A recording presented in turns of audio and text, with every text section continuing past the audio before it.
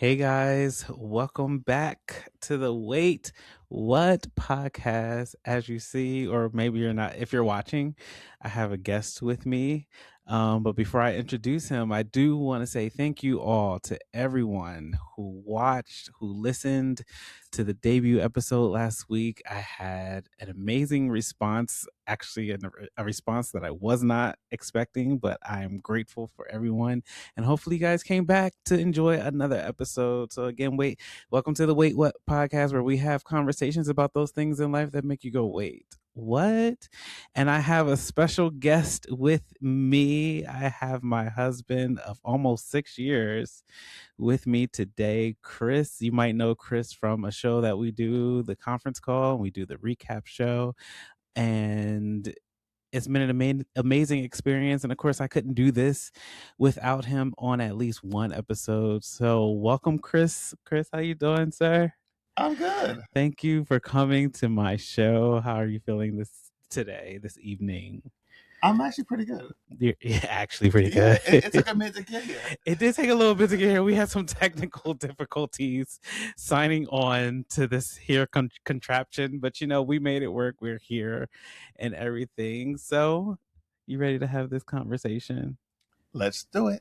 All right. So the conversation, the wait what discussion for today is does representation still matter? And the reason why I wanted to have this conversation is because I came across a post recently, and there was a young lady who got online, and because there is a character in Stranger Things just I think their season finale just ended, or their series finale just happened, and they made one of the characters gay. The Will character, he's gay. And so she got online, had the audacity to start the conversation with no tea, no shade, but she started the conversation with why do gay people need to be in every show nowadays?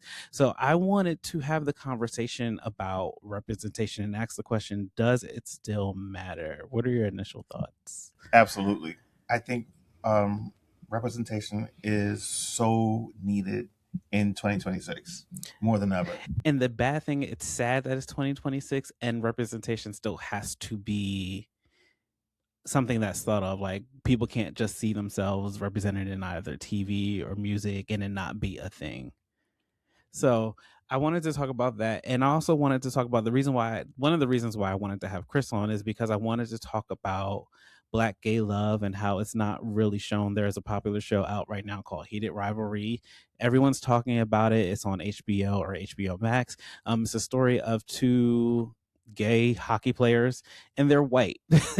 And we see those stories all the time. And we had Noah's Ark. Noah's Ark was probably like one of the only shows that we had, as far as the Black community, as far as real love representation. Why do you think it's still such a taboo thing to show Black queer love on TV nowadays, or just in media, period? Well, first off, I think that Black people just aren't represented in media as well.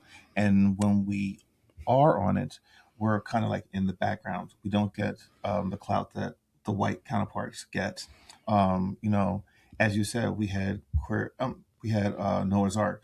I mean, growing up, I remember there was like Queer as Folk and a few other shows, and those always get, even though it's a queer show, it was more mainstream than Noah's Ark was.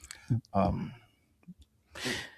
Yeah, it's funny you brought up Queer as Folk. Queer as Folk was one of my gay awakening shows as a teen. I think it was everybody's. Yeah, as a kid, Queer as Folk and Oz, even though Oz is not really. No, but I think we all can relate to that. We can, but I wanted to talk to you about this too, specifically because I do get DMs from people saying how they love seeing us online. They love when we post together. They love just the representation of Black gay love. Not only are we Black and gay, but there's also an age gap, so we also represent the age gap relationships a little bit. If y'all don't know, Chris is 11 years older than me. A good looking 11 years older. Of course, of course.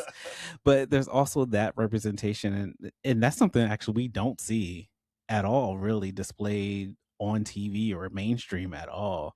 So it's kind of sad. Again, like, it's 2026 and we're still not seeing representation. Why do you think Or why do y'all think, or why do you think it's still such a problem? Or So do you think it's a problem for people? I think it's a problem because we don't see it. One of the things that I've noticed is that when you do see gay queer love or gay queer representation on TV, it's the stereotypical, you know, gay men just going out and meeting and having sex with as many men as possible, not showing relationships in a way.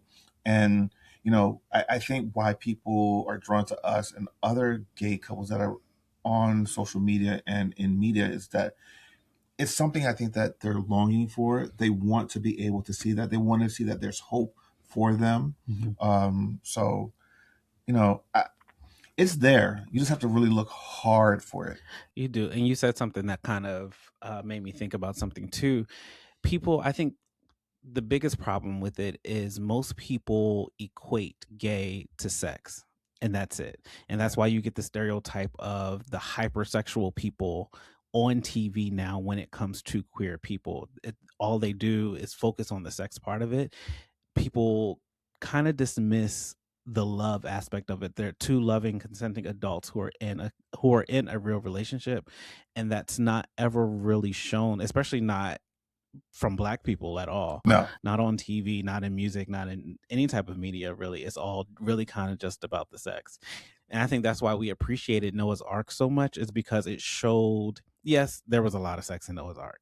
However, it still told a true love story between Noah and Wade, and even was hey girl.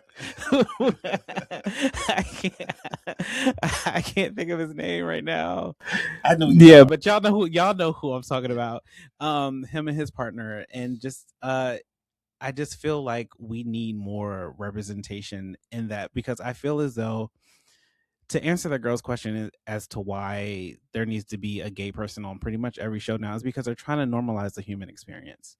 Yeah. There are gay people in this world. They're not going anywhere. There are trans people in this world. They're not going anywhere. There are non-binary people, and the list goes on. They are not going anywhere. They have been here for as long as we have. They have been here longer than we have, and they will be here long after we are here. So what they're trying to do in media now, even though with this administration is trying to cut down all of that, they're still trying to normalize the human experience. Yeah. And I think the problem is representation, even though it shouldn't be new in 2026, is still kind of a new thing, because if you think back to your childhood, who did you look up to on TV to say I could be that or I could do that? Did you have any of those people?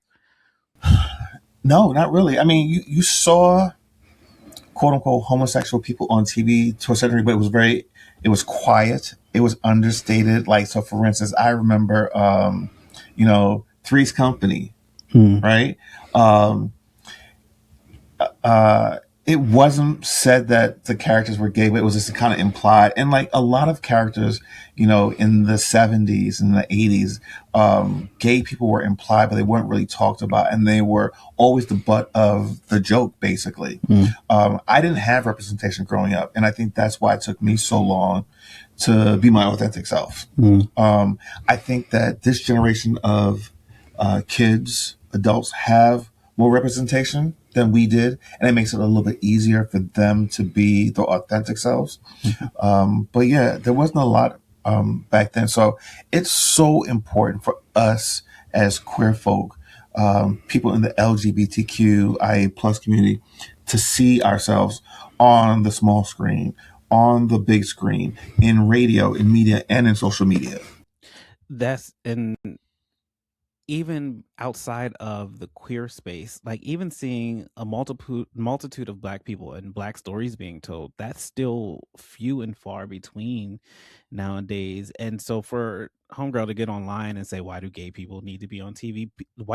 White people were asking the same of us not too Absolutely. long ago. Absolutely. Why do they need to make black characters? Ariel being black was this huge uproar. But if it was normalized earlier, again, this is just a human experience, if it was normalized area, these questions wouldn't be asked now. And even going back to what you said about social media and the fact that I brought up, how people have messaged me saying how they enjoy seeing us online. They love the representation that we bring. I remember early on in our relationship, we talked about not really posting each other. Yeah. Well, so here's that. In the very beginning, we didn't post about each other at all. But I think that was a conscious decision because our relationship was new. We wanted it to be about us, and we didn't want anyone to have any input in regards to our relationship. I realized that, like, after we were married and we were settled, we both sat down and had another conversation and said, you know what, it's okay, you know. And then we wanted people to see that there is hope. Because here's the thing: we both gave up on love. We weren't Baby. looking. We wasn't looking for a relationship. We just happened to stumble across each other in a good way, and we're 7 years in now. Mm-hmm. So being able to see, having people see us, maybe gives them hope. And I wish that I had saw more of that growing up. Maybe I wouldn't have been so withdrawn from Mm-hmm. life, I guess, in a way. But I'm glad that things happened the way they did because they happened in the time and manner that it was supposed to happen. So I don't have any regrets when it comes to that. Yeah, even with you, his story, Chris's story, not to tell it for him, but it's a little different too. If y'all don't know, he is from a Jamaican family. He is full blood Jamaican, and it's different for the Caribbean culture anyway, and that's why he started his show Safe Space as well. Go check that out. He started his show Safe Space to give a voice to Caribbean people in the LGBTQIA plus community, also Caribbean. Like, so talk about that a little bit, and how do you think your platform has helped with visibility? All right, so I started Safe Space maybe about 3.5 years ago. And when I initially developed the concept, it was really focused on people in the Caribbean, in the LGBTQI plus community. But one of the things I found that space was so narrow and it was so hard to find guests to come on the show, because one, in a lot of Caribbean countries, it's still illegal to be gay. It's literally on the books that it's against the law, and a lot of Caribbean people aren't out, or if they, they are, they're just keeping a low profile. So that's when I decided to kind of expand it and just to include people of color. It doesn't matter if you come from the Caribbean, but visibility is important. Just to know that there are people out there like you from your culture. One of the positive things that came out of me focusing on Caribbean people in the very beginning was that, um, you know, you got a friend out of that, Alec, because I reached out to him, and Alec is from Jamaica as well, and we explored his and his husband's love story and how they met, and so it's important to have representation. It's important for people to see you, and that it's important for people to understand your story and to know that there is hope. You're not doing this alone. You're not in this world alone, and you're not the only one going through this. So I think that's why it was so important for me to do Safe Space, and I've continued to do that, and I've expanded. I've included the entire alphabet. I've interviewed someone from each letter, basically, and then also this year, or say last year, the last season, I even included allies. So I think that's really, really important. Representation is including allies because we all need allies in life. We do not go through this world alone. Right. Well, even so, again, not to necessarily even just focus on the queer aspect of representation, but everybody wants to see themselves Mm. represented in some way, and that includes the entire rainbow of people and races and ethnicities. You even think about, like, even me as a kid growing up, I saw myself like in the superhero realm or whatever, but it wasn't even like I could pick out one character and completely see myself in them. There is I'm a huge Batman fan, right? And if you look back on that, there's not one black character on No. those original shows. Yeah, they had Eartha Kitt. She played Catwoman perfect. She played Catwoman, but she wasn't like, if you go back and reference the comics, they started giving Selena Kyle a little bit of color as the comic progressed. But even back then, like, we really did not see ourselves represented in that way. And I would have loved when I was a kid to see a black superhero. Yeah, we had Zach. He was the Black Power Ranger. He was the Black Power Ranger. That was after my time. Yeah, but even still, and then Aisha came along. But even in that, like, I think about certain celebrities. Like, there's a interview that Niecy Nash has done several interviews now, and she always references Lola Falana. She remembers being a little kid and seeing Lola Falana on TV and was like, "Mommy, that's what I want to do." I don't think I ever had that moment of looking at somebody outside of maybe Michael Jackson. And Michael Jackson has inspired everybody. If it wasn't Michael Jackson, you wouldn't have like Beyonce and Chris Brown and Sierra's, all of those people. So this is why representation still matters. And again, it's still, I feel like it's kind of sad that we're still having these conversations because people are still asking stupid questions. And I think even the sadder part about that is the girl who posted that, she was a girl of color. She was a person of color. That's how it always is. It's always your own people.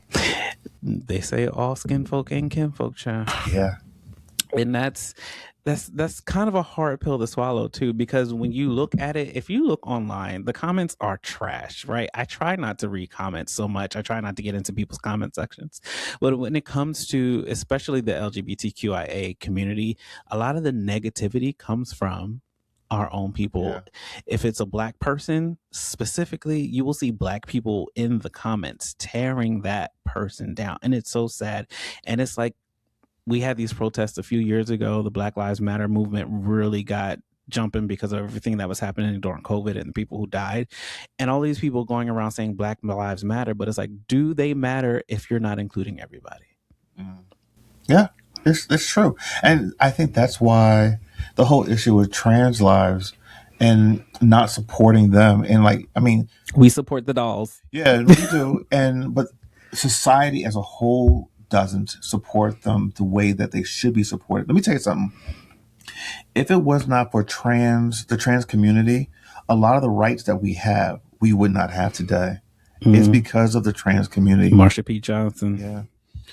Child, yes, it's even, like I said, I don't want to keep focusing on just the queer aspect of it, because again, representation is across the board. I said it before, I'll say it again. Everybody wants to see themselves, but even more so, the reason why we're focusing on, I guess, the queer and the black aspect of it is because that's our story. That's where we come from. Yeah. We didn't grow up seeing ourselves on TV, and even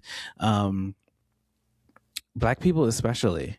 We were never the main character. We were always the sidekick, or we were always the drunk, or the one getting arrested, or the butt of the joke. We want to see ourselves as the hero, as the protagonist of the story. Yeah. And sadly, again, here it is 2026, and people are still asking these questions. Why do I need to see this on my TV? It's because, again, they're trying to normalize the human experience. And I want to harken back to the Golden Globes. They were just this past weekend, and I love what Teyana Taylor said. Yes. Congratulations to Teyana. Congratulations to Teyana Taylor. We still have not watched the movie. I keep saying we need to watch it. We're going to watch it this weekend. Yes, it is almost a 3-hour movie, so that's the only reason why we have not. By the time that you guys hear this, we would have seen it. Maybe, because this comes out pretty early on a Saturday. Well, close enough. But yeah, I do want to reference what Teyana Taylor said, and this goes back to representation, especially when it pertains to black women and black girls. And she said, "To my brown sisters and little brown girls watching tonight," meaning watching her award, she says, "Our softness is not a liability. Our depth is not too much. Our light does not need permission to shine. We belong in every room we walk into. Our voices matter, and our dreams deserve space." And she directed that to black girls. But I think that goes for people of color, period, across the board. We're always told we're too loud, we're too much, to dim your light. So yes, to the black girls, to the black women, yes, be all of that and more. But to every person of color, be all of that and more. Don't shrink yourself to fit into a box. And the only reason why people expect you to is because, again, you were never really represented. You were never really represented in mainstream media. We were always the slave or whomever that was less than. Media has made us feel, or made the perception that we're supposed to be less than, and that shouldn't be anymore. Yeah, I agree with that completely. But I mean, I'm just so happy for her and the fact that she was able to win, because I don't think she even thought that she was going to Oh, win she that. didn't. You saw her response. She didn't. I tell you, my stomach dropped when I saw her. When I saw her win. We were on opposite sides of the house, and I wasn't here in the office. I was actually editing one of the shows, and he was in the bathroom shaving, and I had the TV on. I was shaving my head. Yeah, and I saw her. They said Tiana Taylor. I was like, oh, I don't want to curse on it. And I ran across the other side. We're both just like jumping down in the bathroom. And I think this is a good segue to get to our next segment. Girl, what's going on? So, as you know, the Golden Globes were this past weekend, and there was some political talk. But I just want to talk about celebrities and politics. And I feel like you're the perfect person to have on to have this conversation, because the conversation that you have with Ron on the other show that you guys have, Touch Base Daily, they talk a lot of political talk. So I figured this would be a good trend. It is trending right now, and I feel like you can fill in the gaps where I can't, because I keep up. I know enough to know what's going on with that Orange Menace, because you have to be aware. I feel like willful ignorance is a huge. You can't be ignorant these days.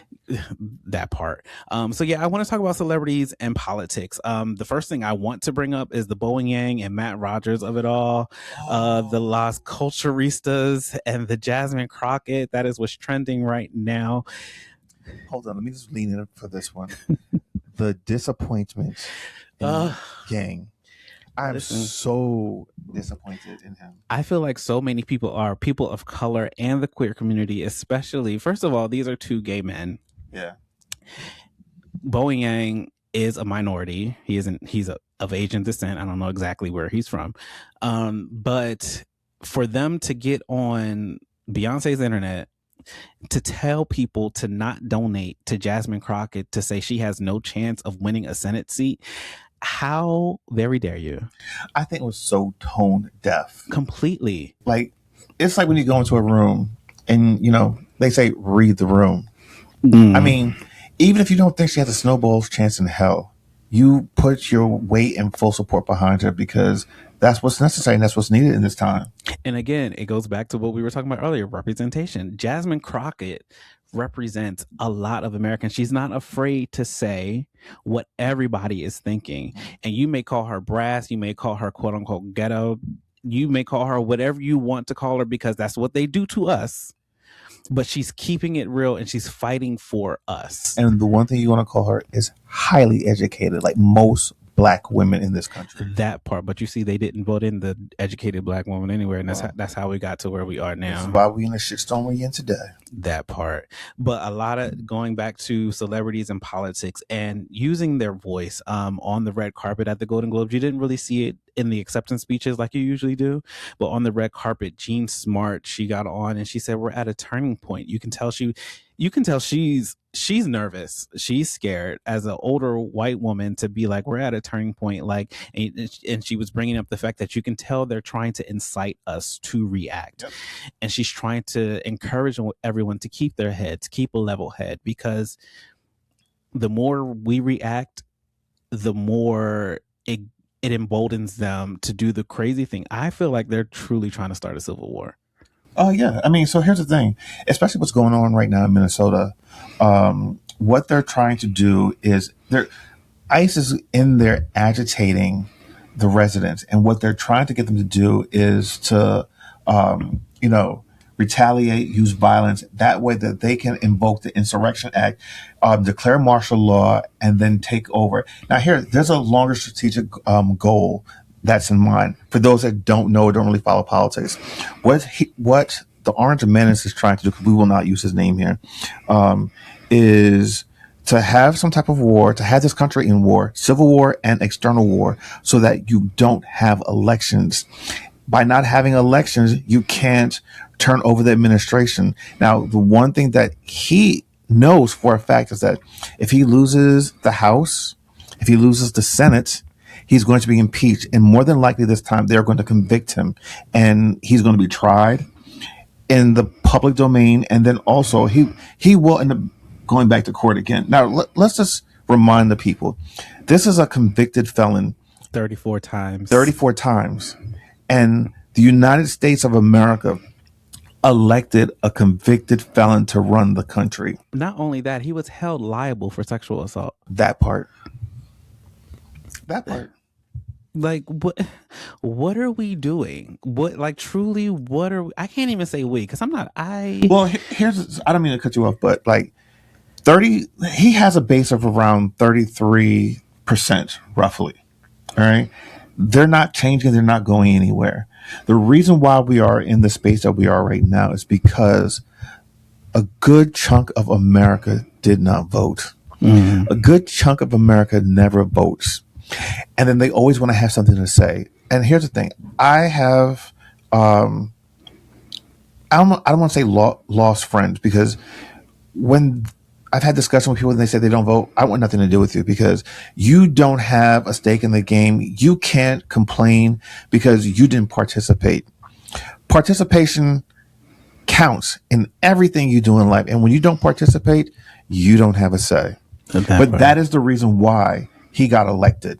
Because if people would have voted, it would have swayed more in Kamala Harris's column, and she would be president right now. It would have, and we would not be where we are today.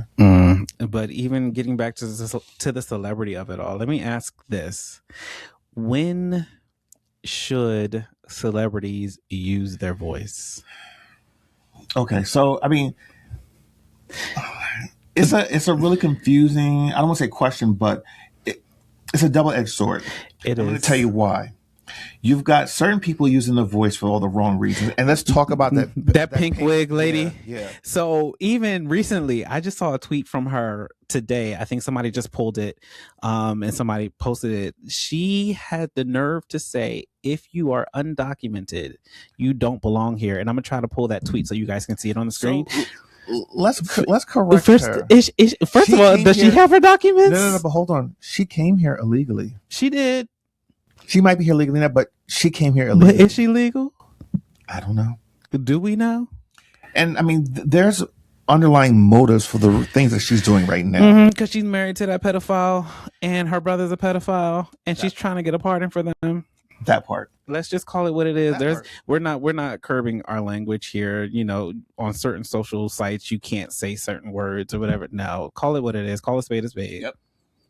And yeah, that pink wig lady. And even beyond her, there have been other celebrities that come out to endorse that Orange Menace. Like Zachary Levi, he played Shazam in the Shazam movies. He verbatim said, "I know this is going to kill my career," but you ain't heard from that man since.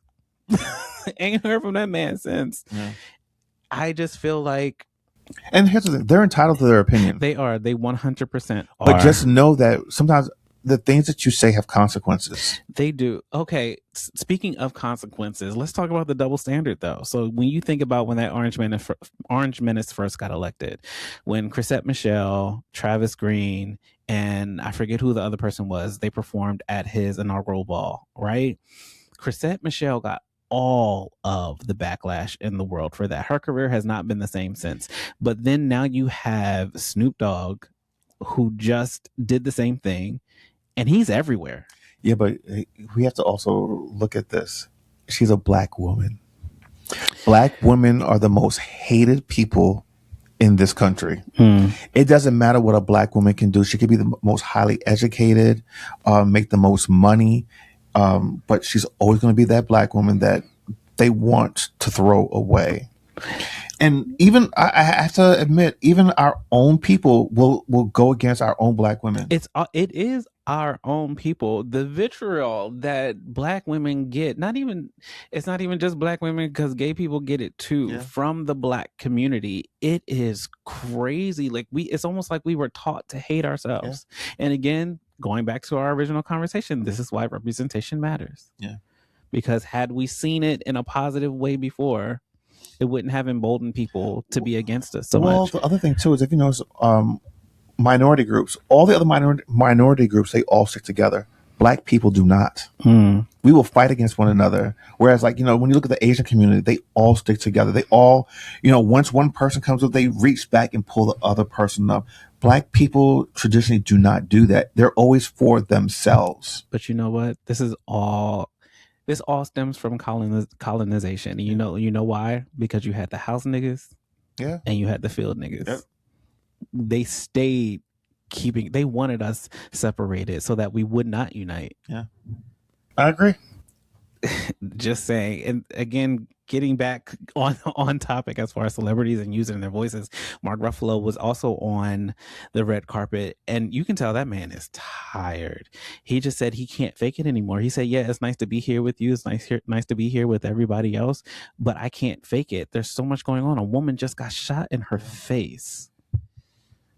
Like, so how do you come to this celebration when so much craziness is going on? And I understand the show must go on, but I feel like when people like Mark Ruffalo use their voice, and Ariana Grande, she had on an Ice Out pen. I feel like if more people of stature would speak out against the foolishness that's going on, we may be a little bit better off. But you have so many of them who are afraid to lose that dollar. Yeah, but I will say you do have a lot of celebrities, a lot of people that have influence and pull that are actually standing up and saying the things that need to be said, via social media. They go on, a lot of these shows on like YouTube and speak their truth. So there is hope. But just know that we're in for a long, long fight. And let me tell you something. Even if Democrats win in the midterms and they win back the presidency in 2028, just know it's going to take decades to undo what this man and this administration has done. I saw a post recently where the gentleman, they were on a panel, it was a podcast, and they were saying if the Democrats win in November, it can still take up to 15 years to fix this foolishness that's going on now. And the fact that we have gone this far, it's scary. And the thing about it is, it's not that this is just happening within the last year. You have to remember, this man was elected prior and did 4 years. There was 4 years of damage that was done there. And, Biden was elected and did 4 years. But he couldn't undo everything that was done in those previous 4 years. No. And the amount of damage and harm that he's done in the 12 months that he's been there, because he's had no guardrails. He has no one in his administration currently that's going to say, no, you can't do that. That's illegal. He is doing whatever the hell he wants. Because he's surrounded by yes men. He's not even surrounded by yes men. They're looking at their agendas as well. I mean, Marco Rubio is a perfect example. Marco Rubio, everyone considered him a decent Republican until he went into Trump's cabinet. All these gentlemen, and I say that word loosely, were against him when they first ran against him. All these assholes. A spade is a spade. That part. They were all against him. They all said that he was evil. He was uneducated, which he is. Let's be honest. This man doesn't even have a degree. Okay. His father bought his degree. That part. So not to be too heavy. Yeah.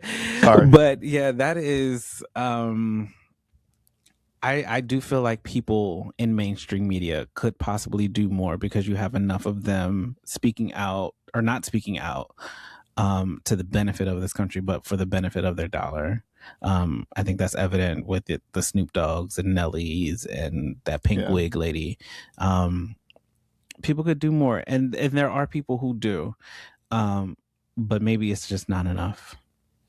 We need more Don Lemons. We need more Angela Rye. We need more Joy Reid. Well, Angela Rye, I had to give her a little side eye earlier. Well, I mean, or later in last year. Yeah. Just a little bit of a side. I still like her, but I had to give her the side eye. Like, girl, what you doing? Roland Martin. Yeah. Yes. A lot more people like that. They're willing to stand up and speak truth to power. That part. Well, speaking of assholes, This was a good segue. Good segue. Yeah.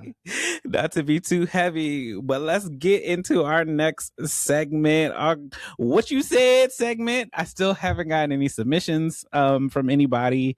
Again, it's only the second episode, but hopefully you guys will write in, and if you want to be anonymous, let me know in the email that you want to be anonymous. Just send your submissions to RTC Music. That is RTCMUZIQ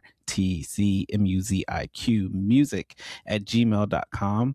Send your submissions and I will give my unsolicited advice. But until I get submissions, and even after I get submissions, because I think these are fun, I will continue to do the Am I the Asshole post off of Reddit. You ready to give your opinion? Yeah, on this story? I'm actually kind of excited because I don't know what it is. Okay, so I don't really know what it is either. I skimmed it earlier, like last week. I'm reading this kind of blind, and we're gonna go in on it. All right. Okay. All right. So, am I the asshole for calling a guy out and wanting to tell his girlfriend? This was posted 7 hours ago on Reddit, so this is fresh, y'all. Okay. So for background information, I met this guy in high school. He was a year below me and failed 1 year, so technically he was 2 years below me. In December, we began talking again after not talking for a few months. It quickly turned into flirting, and he even told me he had dreamt about me a few months prior. The dream was supposedly something about S. I mean, I think she means sex. All she put was S. But anyway. I then asked the obvious question if he was seeing someone else as he was flirting with me. He then told me he was seeing this other girl.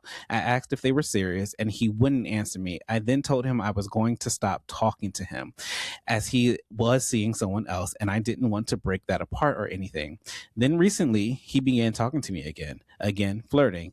I flirted back, assuming he broke things off with the other girl. He then said maybe ever in the future we'd be together. So I was super confused and asked further. I asked if he was still seeing the other girl and he said yes. I then told him if I was her, I wouldn't like him talking to other girls like this, flirting, telling them he sees a future with them in the far future, because to me this comes off as he's not serious with her. He then told me I shouldn't take it serious and that he loves her. Ciao. I asked a guy friend of mine, and he said it's weird for him to say all this to me, but having a possible girlfriend. Just today I found her socials and I'm wondering if I should reach out to her to tell her all of this, or should I just let this go? Would I be an asshole to tell her all of this? And then there's an edit. It says Op has offered the following explanation for why they think they might be the asshole. It says, well, am I the asshole for even thinking about reaching out to the girl in the story? And would I be one if I did reach out? I might be the asshole to even think about reaching out to a girl who thinks she's in a happy relationship with a guy who clearly doesn't value their relationship as much as she does. So the question is, would she be the asshole for reaching out to the girlfriend? That's a tricky one. I don't know. So here's my take on it. Go ahead. My first question, I guess, does she know the girl? That was never explained. If she knows the girl code should kick in and she should run and be like, yo, your man is in my DMs, get him. Like, even if they're not friends. But if she knows him, if she knows her. But if she doesn't know her, would it be a foul to not say anything? This is giving me Tammy. What's the show called? Caught in the Act Unfaithful. Yes. It's giving me kind of that. It's like, well, here's the thing. Girl, you need to reach out to MTV. There, that part. Maybe Tammy can help. Yeah, y'all need a team up situation. Yeah. You know what? I'm going to say if she says anything to the girl, she's going to be the asshole, because it's going to be looking like, one, she's not in a relationship with this guy. No, and she even said she stopped talking to him for a minute. So yes, I feel like, honestly, yes, she would be the asshole because she stopped talking to him before when she found out that he was in a relationship. Right.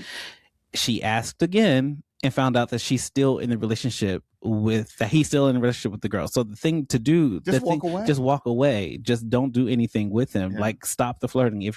I think the only reason why you will want to say something to her is if you want to continue flirting with him and you want to see what this quote unquote possible future may look like. Yeah. But if you have nothing to do with that girl, and then this boy, you haven't talked to him in years, you haven't talked to him since high school, and y'all just started talking again, you don't owe him anything to walk away from him. Absolutely. So to go in to break up a happy relationship, granted, the girl should probably be on the lookout. The girlfriend should probably be on the lookout. But at the same time, I don't feel like that's her place to go and tell the girlfriend. I'm sure she probably even has an inkling that something's going on anyway. Oh, I'm sure she does. Maybe not with her. But I think that she says something now is like interjecting into something that she has nothing to do with. Because I can almost guarantee you, if he's flirting with her, he's flirting with other girls. Right. So would you be the asshole to say something to the girlfriend? Yeah. I think so as well. Yeah. Just walk away from him. Just walk away from that situation. Why are you even diving? Why are you even digging to find out what this girl's social is? That means you're interested in him. That part.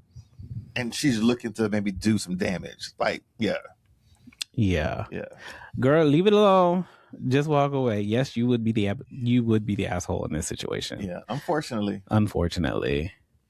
So that's it. That's our show, y'all. Oh, thank you for coming on. I appreciate you.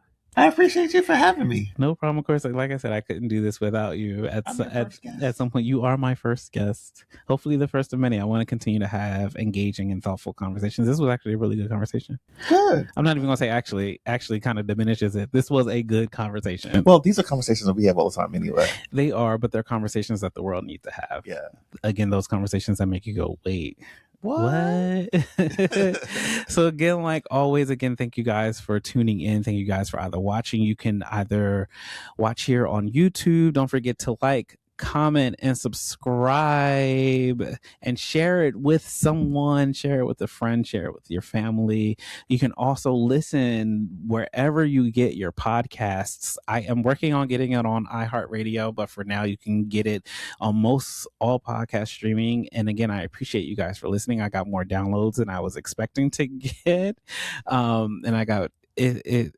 The first episode was amazing, and I couldn't do it without you guys. I couldn't do it without this guy right here to my left, to your right, depending on how you're viewing it. But yeah, this was great. And so, like always, take care of your mental, take care of your heart, take care of your spirit. I love you for watching. Until next time, bye.